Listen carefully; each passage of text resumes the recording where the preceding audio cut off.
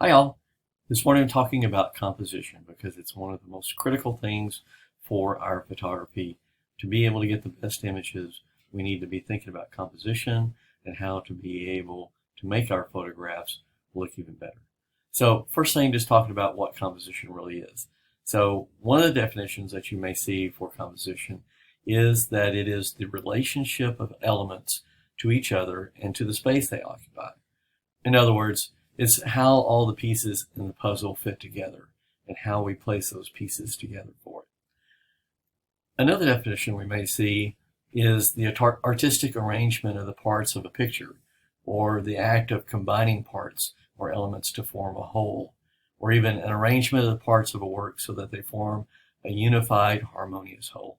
And I think that's really kind of the crux of what composition is. Composition is all about the placement of the different elements that are in the picture so that they become a harmonious whole or they all work well together. It's really about making sure things all fit and work well together. So what we primarily do when we go out and do composition, we take a look at our main subject, and we may also look at other items that may be in the scene itself. Okay. We try to arrange them and get them in positions where everything fits well. And then we try to take our photographs so that they have the most feeling or message or thought or idea that we can get. Okay. And composition is intentional. So when we're taking photographs, we may do it kind of automatically, but in most cases, it is very intentional in how we're placing those subjects and how we're placing our secondary items that may be in the photo itself. So that's really all about photography, and photography is about self-expression, and we're trying to express our ideas to others using our photographs. And so we want to be as clear as possible by placing those things in the image in a way that it's most expressive, most creative, and will be able to bring out our subject the way we want it to. All right, so that good composition is what really separates us from most amateurs who are taking photographs. So a good photographer is going to do much better composition overall than the average person out taking photographs. And it's kind of interesting, it's like even person that's picking up the camera the very first time will take some good photographs, but for like a professional photographer, you need that rate of good photographs to be much, much higher than what the amateur is getting. And composition is the way for being able to do that. Okay, so with that photograph, we hope that it's going to be able to stand up on its own and be able to express some sort of message or feeling within that you're trying to tell others from the photo itself. Sometimes you may have to ask yourself, why you are taking a photo, so that you make sure that you are getting the right subject and making sure that the message that you're trying to convey is going to be the correct one. All right, so one of the things that really happens in our photographs is that there are things and elements that we sometimes can't control as we're taking those photos. And in many cases, some of those things may be great for being able to help attract our subject and make it where we want people to look. In other cases, those things may be distractions or things that may take away from our main subject. So we really want to pay attention to some of those things as we're getting ready to do our composition and make sure that these elements aren't conflicting with our goals for taking the photos. So some of the things that can be either a distraction or an attraction would be bright areas in the image, or having really high contrast in the image, or really good color contrast, or having areas of sharpness in the picture. So first thing, talking about bright areas, when we look at a photograph, the first thing, or usually the first area that we look at, is going to be the lightest area in the image. That bright area attracts our eye, and we tend to look that way.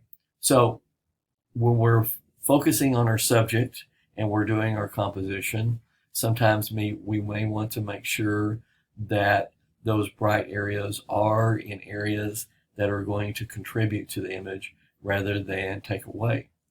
Okay, so in this photograph, I took this one a while back up in Colorado, and my focus was really on the water because I really wanted to show that motion with it like that. And so your eye really kind of follows the water as it flows down the rocks. In other cases, we may find that bright area will attract or detract from the image. So the image on the right is really nice because the fire is really bright. It's very exciting. It brings your attention there, and then you start looking around the image to see what else is going on. On the image on the left, we have this bright window that's over on the right-hand side. And in some ways, it kind of takes away from seeing what the guy's doing and working on the left-hand side. Okay, so sometimes those bright areas can take away from our main subject if it's off and away from the subject itself. High contrast is something that we look for sometimes. Our eye is really attracted to that strong contrast that we'll see in edges like here or up along here, or the contrast of the edges that we see here too. We can see that texture and we almost feel like we can reach out and touch that. So we really like that high contrast in images sometimes. Color contrast is great too because we have that juxtaposition of really strong colors. We have the red and the blue that you can see in this one. We have the green and the blue in contrast in the landscape photo. So color contrast can add to our photo quite a bit. Here's another example with that color contrast with the red and the blue. Next thing, talk about areas of sharpness. So one of the things that we'll be talking about in class is going to be depth of field. And depth of field is basically how much is going to be sharp within the picture itself when you take it. So one of the most critical things I think for photographs is that our subject is sharp. Okay, so we're really wanting to make sure that the main thing that we're wanting people to see to be completely sharp in the photo. Now we can have the background out of focus like in the image on the background here, but we want to have those areas that we want people to really focus on nice and sharp in the photo.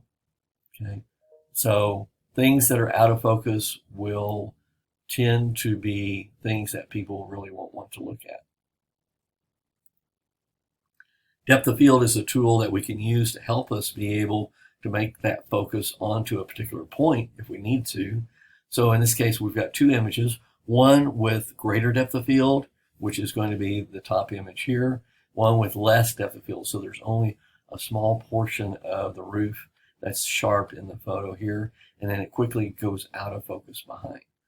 So the image here, we can really focus in and see the texture that's going on here, and we don't really look at the background. This one, we kind of can look at everything, including the steeple of the church, and see all the texture that's going on. It's personal preference in many cases. In some cases, it will really help strengthen the image to bring that focus to a particular point. Other elements that we can use to help us with our composition, and these are things that are primarily with working with your primary subject and other items that may be in the scene for doing the photograph too. So things like rule of thirds, balance, framing, symmetry, simplicity, and viewpoint. Those are things that we can do to be able to help in our composition of our photos too. So the first one is a rule of thirds, and rule of thirds, you probably have heard of this before, is dividing the image up into kind of thirds and trying to place your subject on one of those intersections so that it's more dynamic in the image itself. Okay, so those intersection points here, here, and here, what that does is create some balance within the image so that it's like there's some space to be able to move into from the photo itself. Okay, so it's kind of like creating a flow. So you look at a subject, you move and go across into the image itself. Another example here. Now this one's kind of interesting because it's kind of got some good, some bad with it.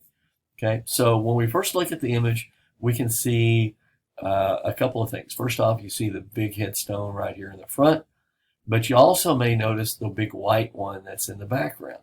So it kind of depends, in this case, what your main focus is in the image here. So the headstone here was my focus in the image, and I wanted to lead your eye into the rest of the tombstones here, okay? This was here. Maybe I could have moved a little differently. It was kind of in a place where it made it difficult to do so. But the goal was to place my subject kind of down here in the lower corner so that you would want to look across this direction here, okay? All right. So rule of thirds, again, we use that a lot of times for balancing elements in the picture. I usually think for like wildlife, we place the subject off to one side a little bit to give them room to fly or to walk into the photo itself. Also, sometimes we use it to help balance between foreground and background. So in this case, the tree, while the tree is not really necessarily the main subject, it is an important subject within the image, so that this kind of helps lead you off into here, and it helps be able to create more of a three-dimensional depth to the image itself. All right, so moving on here, talking about rule of thirds again, we can use this in landscapes. It's usually best not to place your landscape line, the horizon line, in the dead center. Try looking at it and maybe placing it a little lower or a little higher. Some cases you may want to really show the sky in the image, so you may want to set that a little bit lower for doing that too. All right, talking about balance. Again, we've already kind of talked about it with the rule of thirds, because we're using it to help balance the image somewhat. So balance is kind of distributing elements within the picture so that it doesn't feel really lopsided, right? So in this case, we've got the landscape going on in the background. We have this foreground rock that's here, and what that does is kind of help balance the weight of the background here and the water with the photo itself. So it's kind of like you're not necessarily filling the screen here, but you're just kind of making it so that it doesn't feel top heavy or bottom heavy or side to side within the photo itself. Now, sometimes we do use where the balance may be a little bit off, okay? So this may kind of look a little bit different in that the person is kind of facing off to the edge of the photo. But in this case, the background is got a lot of importance as well as our subject. So we kind of call this asymmetrical or informal balance, where we're still balancing between them here. It may not fit exactly into those rules that we may have kind of mentioned there before. But then again, these rules are all meant to be broken. So the main goal, again, is to have your best composition, right? So if this works for the image that you're shooting, that's great. You know, we can work with that because there's some great lines that we can see. We have some great information in the background and foreground within the photo. Here's another example of balance. So on the left-hand side, you can see the man, and you can see the really colorful raincoat in the photo. So if the raincoat wasn't there, the man might feel slightly off balance in the picture because he's placed over onto this side over here, and he's kind of facing that way too. So one of the ways to help balance is use items to help bring a little bit of attention to the other side of the image. In this case, that yellow raincoat is very eye attracting. So we look at him, we look at the raincoat, we're balancing between the two of them as we're looking around the image. On the right, we have a portrait, and in the portrait, the person is placed really far down in the frame. And if there was no background behind, he would look really kind of odd with a lot of blank space all the way around him and being so far off center. But in this case, we've added a different background behind. It's a very dramatic picture. You can see in the background of the person, and then the person is in some ways kind of using that same kind of posture and look in the photo, so they work well together here. All right. So again, balance also can happen with color. So sometimes when we're taking color images, we want to make sure that there is not just all one color necessarily.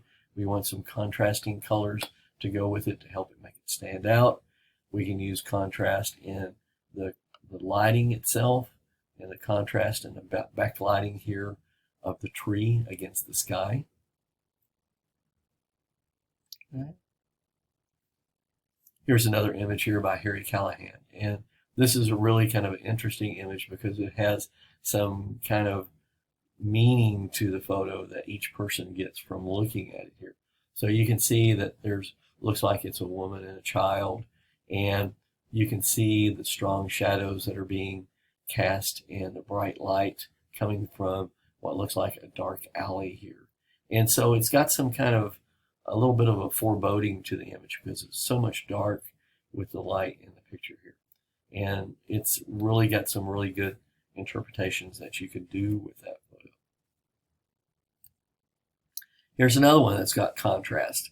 So in this case, it's a little bit different kind of contrast. So we're looking at the contrast between the background, which is kind of giving a really idealized view of the American way, whereas in the foreground, we see maybe more of the reality at the time here with the bread line. Okay, so it's got some really strong psychological contrast to the image, which really brings to point the issues at the time. All right, framing. Framing is another method for being able to help improve our photographs. Framing is basically trying to help make sure that the subject or your person who is looking at a photograph is staying focused in on the subject and not wandering off the edges of the frame here. Okay, so if you can imagine this image with having just a gray sky with no trees in the image, it would be probably much more of a plain kind of image, okay? And it would have been very weighted to the bottom with information, with blank sky up above. So the tree is actually kind of creating a barrier here to kind of force you to look down in this smaller space. And it's also adding some texture to the image too. So framing is really handy for being able to help eliminate things with your image and help lead people into the photo to where you want them to look. The use of trees, the use of architecture, you can use that to help guide people within the image. Okay, next one is one that I think is really important, which is maintaining simplicity in the image. Okay, a lot of times when we're taking photos, we really don't pay attention to what's in the background or around our subject. And so when we end up taking a picture and then we look at it later, we go like, oh, I didn't see that telephone pole. Oh, I didn't see that car going by. And you're going like, well, if it wasn't there, it would have been better, right? So it's really important for us to pay attention to the clutter that may be in our images to try to help keep them as simple as possible, okay? It may require you to move to a different location. It may require you to actually move something out of the picture. You may want to use your depth of field to make it out of focus so that it's not so apparent in the image itself. Okay, here's a really nice simple image here, Cocoa Beach in Florida. So on the beach here, taking photographs, and really simple, it's clear, there's hardly anybody out, and you've got this great path of footprints in the snow, in the sand, and you can see how that creates a really nice line in the image where you see kind of off into infinity on here. Okay, very simple image. There's not a whole lot going on in the photo itself. All right, moving on here, going to viewpoint. So sometimes we want to change our viewpoint so that we can see things from a different perspective. I really like this image of the bean in Chicago. It's all stainless steel polished, so you can see your reflection in it here. So you can create really unusual reflections like the photo that you can see on the right. Okay. You can use different perspectives to change how photos look. So in this image, you can see that we have the church, and the image on the left is not a bad image, but you can really see all the cars in the parking lot, right? And it kind of takes away. So on the image in the right, the subject has been placed down into the flowers to eliminate those cars in the photo. All right, some other things that we can use, some other visual elements of design for helping with creating better photographs. So first one, lines and diagonals, curves, repeated patterns, scale, positive and negative space, all of those things we can use to help be able to make our compositions better here. So the first one, talking about lines, and lines are really powerful things to help guide people through photographs. It can be curved lines, it can be straight lines, it can be diagonal lines. All of those things can be used to help guide you through looking in the photograph and to also help give the image more depth. Okay. Sometimes we use those diagonal lines. They just help in the composition. We can see these diagonals in the wooden bridge here and all the supports.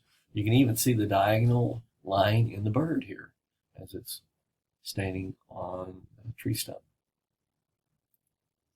Here are other lines in the photos here. So use of lines is really powerful in our photos, and use of diagonal lines are even better. So I love the stance photo because there's like not a single straight line in the photo. Everything is at a diagonal like that in that pose.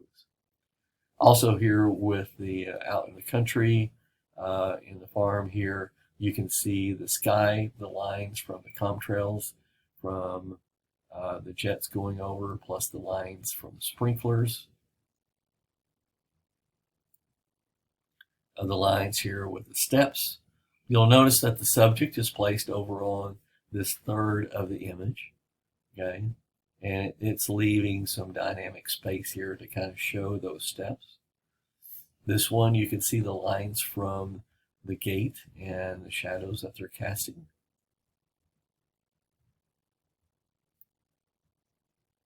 Another one showing some lines, but also showing some repeated elements or repeated patterns in our photos. So we see a lot of things where we have repeated patterns within possible subjects here.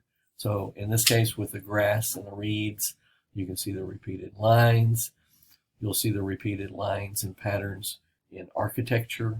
Those things can work really well for things to be able to photograph.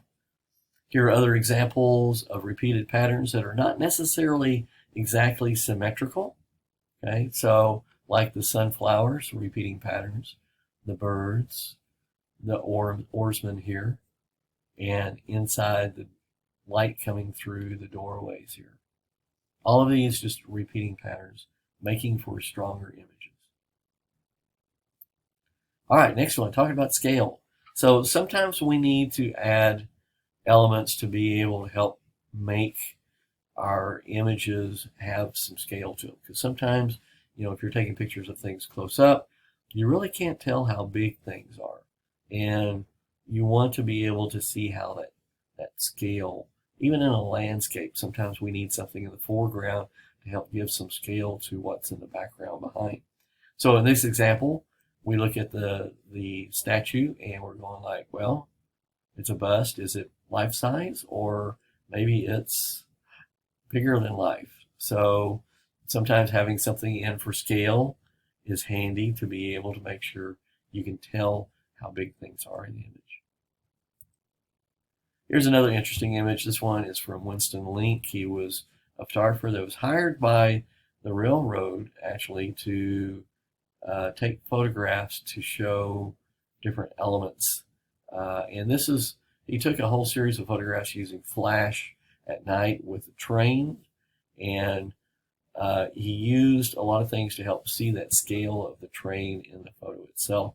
So here you see the gas pump up close, you can see the car, and then you can really see how close that train is coming to the car itself.